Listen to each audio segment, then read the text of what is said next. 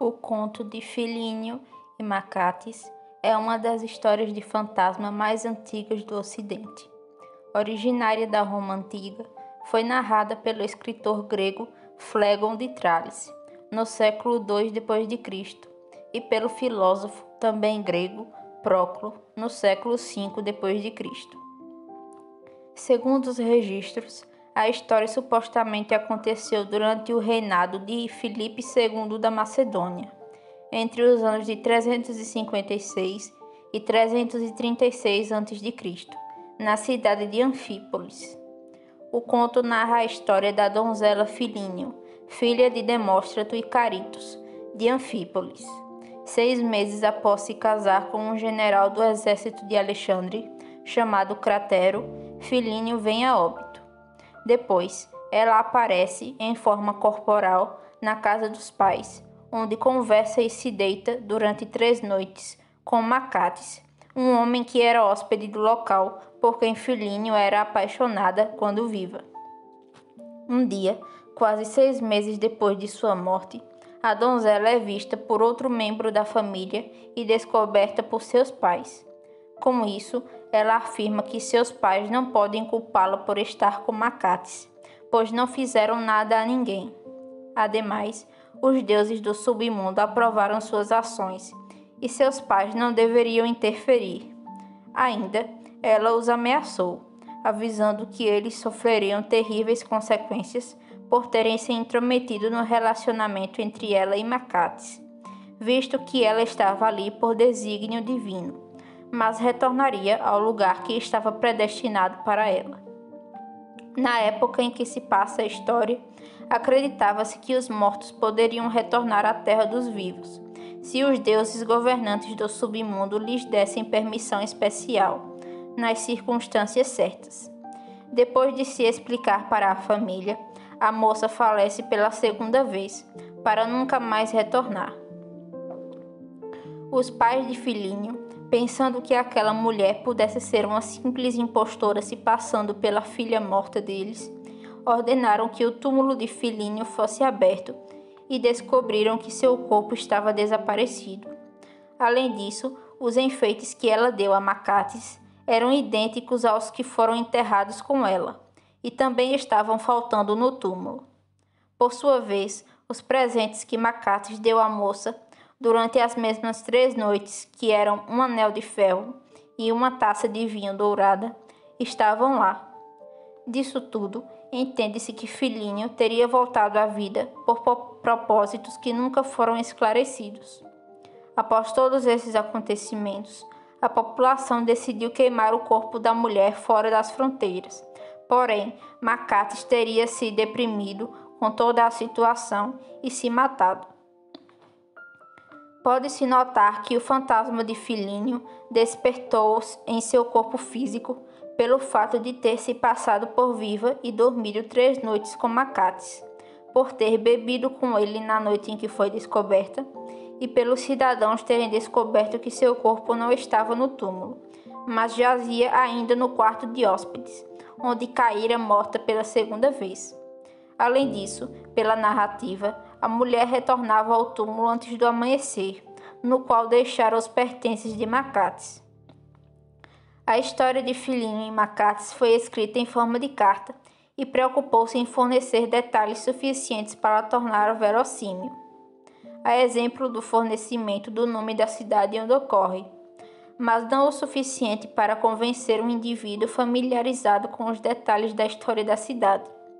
De acordo com os achados, a carta fora escrita por Hiparco, uma autoridade civil de Anfípolis, a um amigo e colega, chamado Arrideus, solicitando conselhos sobre se deveria relatar os acontecimentos ao rei.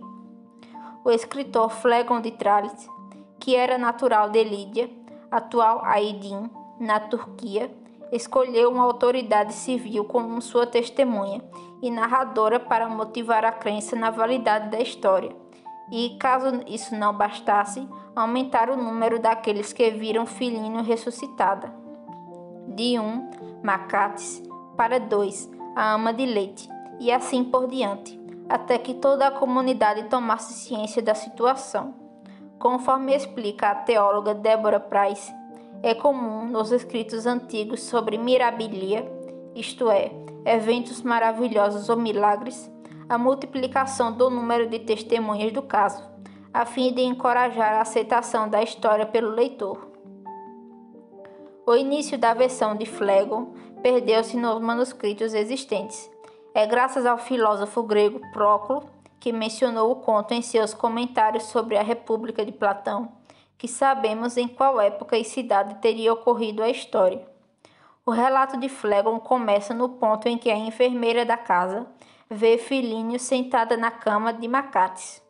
Porém, segundo o estudioso J.R. Morgan, o público de Phlegon não precisava de um começo para entender a história, visto que o conto era muito popular na época, e assim eles já o teriam lido ou ouvido de outras fontes. A lição da história de Filínio e Macates é que não se deve confiar em ninguém que retorna do reino dos mortos, visto que, na Grécia e Roma antigas, e também em outras culturas, era comum acreditar que os fantasmas se alimentavam de sangue humano. Por isso, muitos estudiosos relacionam Filínio com a figura da Lâmia, uma espécie de vampira que suga o sangue das vítimas que seduz, embora Filínio não seja considerada uma vampira, segundo o entendimento moderno.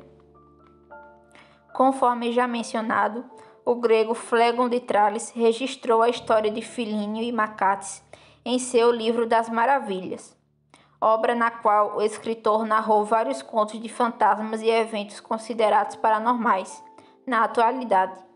Phlegon foi um as da paradoxologia, gênio da literatura grega do período helenístico, que relata fenômenos e acontecimentos anormais ou inexplicáveis do mundo natural ou humano, abordando temas como fantasmas, monstros, fenômenos atmosféricos estranhos e outras excentricidades e aberrações. Na parte de seu livro dedicado aos relatos de fantasmas, Phlegon relata um tipo de fantasma que possui corpo e realiza atos no mundo físico, como comer ou matar, diferente dos fantasmas mitológicos, que não passavam de sombras sem corpo material. Segue um trecho do livro que começa no momento em que a ama da casa de Filínio a vê sentada na cama de Macates. Abre aspas. A ama foi até a porta do quarto de hóspedes e, à luz da lâmpada acesa, viu a menina, que morrera e fora sepultada, sentada ao lado de Macates. Devido ao extraordinário caráter da visão, ela não esperou mais e correu em direção aos pais da menina, gritando: Carito, demonstra-te. Ela disse que deveriam se levantar e ir com ela ver sua filha, que estava viva e que por alguma vontade divina estava no quarto de hóspedes com Macates. Quando Carito escutou o estranho relato, o seu espírito, a princípio cheio de estupor, se desvaneceu em razão da magnitude da notícia e do estado de perturbação da alma. Mas, pouco depois, a memória de sua filha a inundou e ela se pôs a chorar. No final, ela acusou a velha de estar louca e disse-lhe para ir embora imediatamente. Mas a ama respondeu com ousadia e censura que ela era racional e sensata, diferente da patroa que se recusava a ver a própria filha. Com alguma hesitação, Carito foi até a porta do quarto de hóspedes, em parte coagida pela ama de leite, e em parte querendo saber o que realmente havia acontecido. Como já havia passado um tempo considerável, cerca de 2 horas, desde a mensagem da ama, já era um pouco tarde quando Carito foi até a porta do quarto, pois o casal já estava deitado. Assim, pois, lançando a vista ao interior do aposento, a mãe julgou reconhecer as roupas e os traços fisionômicos da filha morta. Mas, como não podia de qualquer forma comprovar a verdade, julgou conveniente nada mais fazer naquela noite. Ela planejava se levantar de manhã e confrontar a garota quando esta se levantasse, ou, se demorasse, tentaria questionar Macates sobre tudo. Ela pensou que ele não mentiria para ela se lhe perguntasse sobre algo tão importante. Por isso, ela não disse nada e foi embora. De manhã cedo, porém, descobriu-se que por vontade divina, ou por acaso, a menina partira às escondidas. Quando Carito entrou no quarto, ficou irritada com o jovem pela fuga da menina. Ela pediu, abraçada aos joelhos dele, que contasse tudo desde o início e que nada omitisse. O jovem ficou ansioso e confuso no início, mas revelou que o nome da menina era Filínio. Ele contou-lhe como começaram as visitas e quão grande era o seu desejo por ela. Esta lhe dissera que vinha vê-lo sem o consentimento dos pais. Desejando dar credibilidade ao assunto, abriu o baú e pegou as coisas que a menina havia lhe dado, o anel de ouro e a faixa peitoral que ela havia deixado na noite anterior. Quando Carito viu tão contundentes provas, soltou um grito, após rasgar as próprias vestes e o manto, e arrojar da cabeça o véu. Depois, caiu ao chão, se jogou sobre os objetos e experimentou novamente a sua dor. Enquanto o hóspede observava o que estava acontecendo, enquanto todos choravam e gemiam como se estivessem prestes a deitar a jovem em sua sepultura, ele ficou confuso e disse-lhes para pararem, prometendo mostrar-lhes a menina se ela voltasse. Carito aceitou a promessa e, rogando-lhe que mantivesse a palavra, retirou-se. A noite chegou e era a hora em que Filínio vinha até Macates.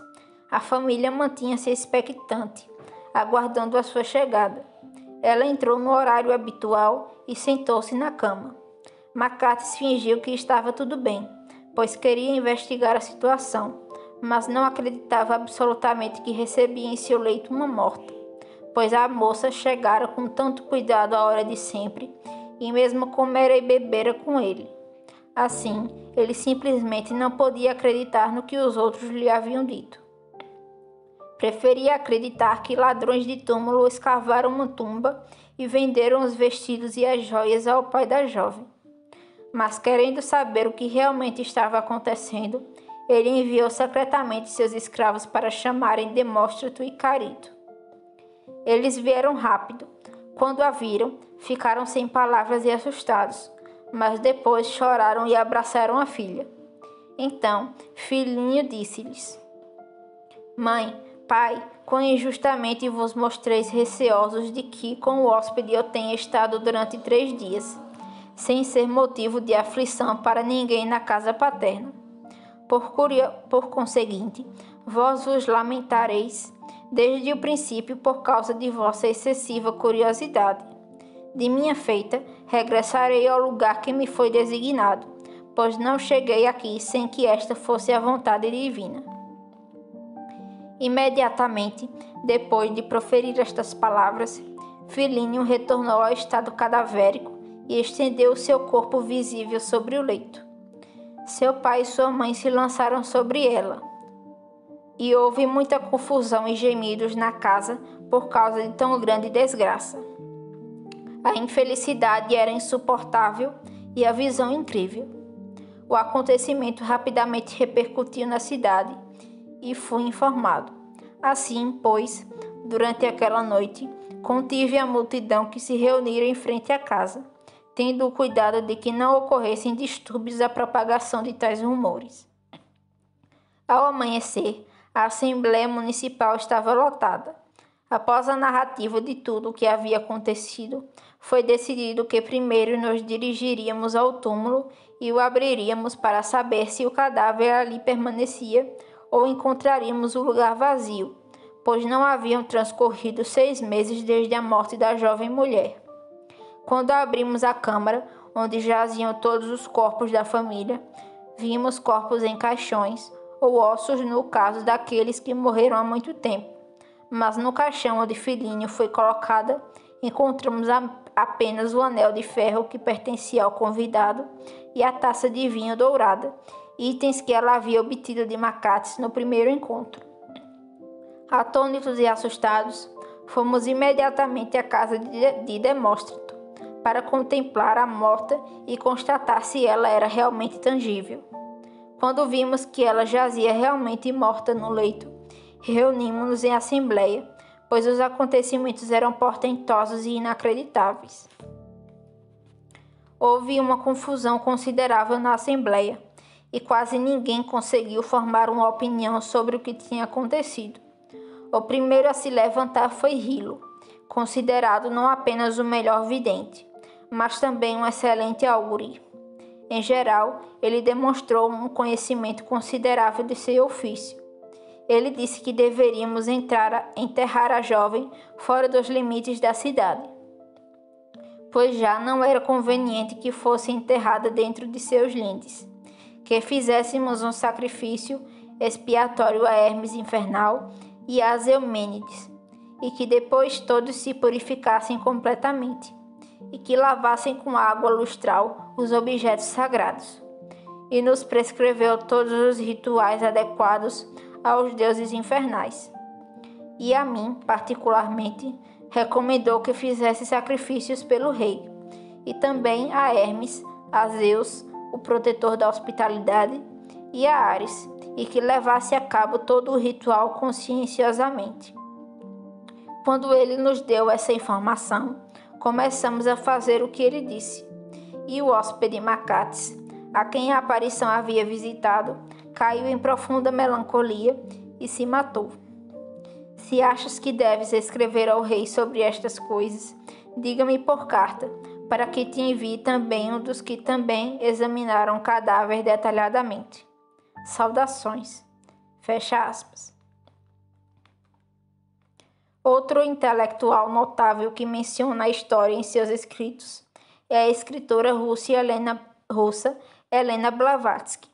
No segundo capítulo do segundo volume de Isis Sem Véu, Blavatsky diz que Próclo teria conhecido o caso por meio do filósofo Clearco de Sole, do século III a.C.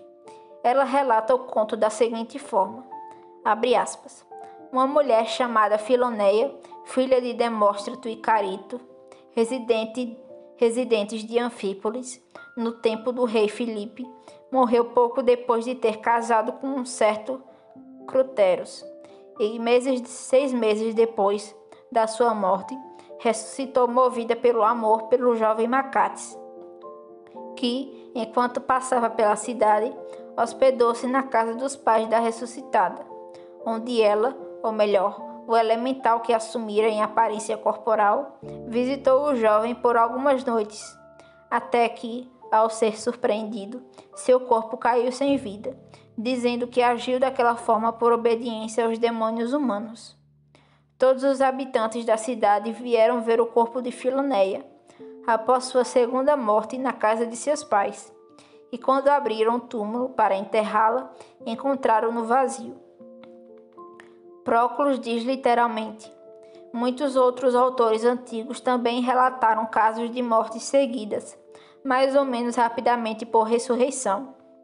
O filósofo naturalista Demócrito, ao tratar de Hades, afirma que a morte não é, em alguns casos, a cessação completa da vida orgânica, mas sim uma suspensão causada por algum golpe ou ferida, de modo que a alma continua ligada ao corpo, e no coração subsiste o império da vida, que pode reanimar o corpo. A alma, às vezes, se separa do corpo para infundir-se novamente nele. Ou em outro, como Clercos experimentou em uma criança adormecida, cuja alma ele atraiu em virtude de uma vara mágica, conduzindo a uma certa distância para demonstrar que o corpo permaneceu imóvel, sem sofrer nenhum dano, e que, ao infundi-lo novamente, a criança, ao acordar, deu razão a tudo o que lhe havia acontecido. Com esta experiência, Clearcos convenceu Aristóteles de que a alma pode ser temporariamente separada do corpo. Fecha aspas. Em adição, Blavatsky assegura que o acontecimento é corroborado pelas cartas de Hiparco e Arrideu a Filipe, além do fato de o prefeito da cidade e o procônsul da província terem intervindo na sua verificação oficial, que relatou tudo ao monarca. A história, além de divertida, pode ter motivado o público a acreditar em dois valores culturais importantes: que os mortos continuam a existir após a morte e que os vivos deveriam lembrá-los e honrá-los, mas não entretê-los.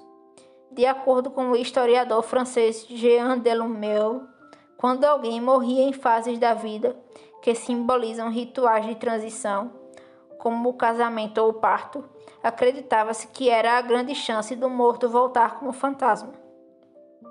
Apesar disso, o conto dá a entender que os mortos devem permanecer no reino da vida após a morte, e a literatura de todas as civilizações antigas deixa claro que o aparecimento de fantasmas, exceto em sonhos e sob certas condições, é um sinal de que algo deu muito errado. Assim, Filínio e Macates mostra que não se deve confiar em ninguém que retorna do reino dos mortos. Nada de bom aconteceu com a visita de Filínio ao seu amado, visto que ele acabou se suicidando. Que os mortos continuam a existir depois de renunciarem à vida era um fato para as antigas civilizações. No entanto, entretê-los caso voltassem nunca foi uma boa ideia. A história de Filínio e Macates ultrapassou muitos anos, até chegar à Alemanha do século XVIII, quando inspirou o jovem escritor Goethe a compor o poema A Noiva de Corinto, no ano de 1797. A obra foi responsável por lançar as bases para a literatura romântica vampírica e delinear a figura do vampiro como uma femme fatale, cujo amor do além-túmulo traz a morte. Em seu poema, Goethe converte Filínio em uma vampira e situa a história na cidade de Corinto, durante os primeiros anos do cristianismo, em meio às controvérsias entre as antigas religiões pagãs e a crescente nova religião. A escolha da cidade de Corinto para situar a história seria uma alusão às conversões que Paulo estava realizando na cidade grega. Na época de seu lançamento, o poema causou polêmica por trazer críticas ao cristianismo e pelos seus componentes eróticos e necrófilos. Para além das páginas de Goethe, a história de Filínio e Macates continuou a inspirar outras histórias sobre mortos-vivos. É exemplo dos contos Berenice e Ligeia, do escritor americano Edgar Allan Poe, A Aventura do Estudante Alemão, do escritor do também americano Washington Irving, e A Mulher da Gargantilha de Veludo, do francês Alexandre Dumas. Em 2005, o cineasta norte-americano Tim Burton lançou o longa-metragem A Noiva Cadáver, com notáveis influências de Filínio e Macates.